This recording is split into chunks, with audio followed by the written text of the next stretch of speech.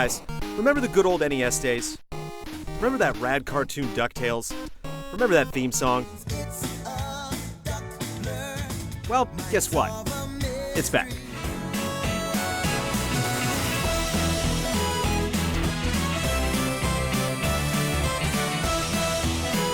Capcom doubles down on the nostalgia with DuckTales Remastered, contracting the veterans of 2D development at WayForward to rewrite history by giving the well-loved NES game an HD remake that ends up looking shinier than Scrooge's #1 dime. What's the meaning of this? The effort spent on the presentation is almost uncanny.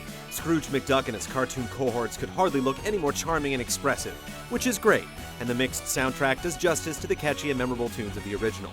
Surprisingly, you'll also hear the returning cast of the TV show deliver enough lines to stuff an entire episode. Come on, lads. Let's head to the ice cream shop. It's both impressive and strangely out of place. As talented and endearing as the cast is, the cutscenes often drag, interrupting the pacing of the gameplay.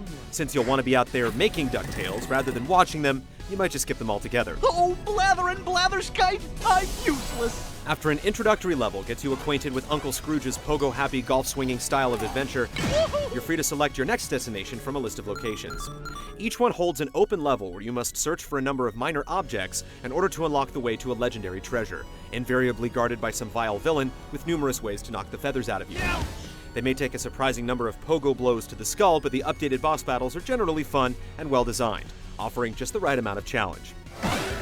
Even though you have specific objectives to complete, such as retrieving the scattered pieces of an aircraft component in the Himalayas, the levels give Scrooge a nice sense of freedom. You can go where you want in search of diamonds and rubies that add to your wealth. The springy pogo jump just never gets old, and the lure of riches makes it hard to resist uncovering hidden items and secret paths by continually bouncing and prodding around the screen. There's a great sense of discovery here, despite the fact that you can always just check your map for the next objective. With a little help from your old pal, Launchpad McQuack. The level of difficulty is far from extreme. In fact, sometimes the game can feel like a breeze. But there are certainly tricky areas where you'll have to think before you bounce. You'll definitely need some skill, but patience is also a virtue whenever a bottomless pit is near.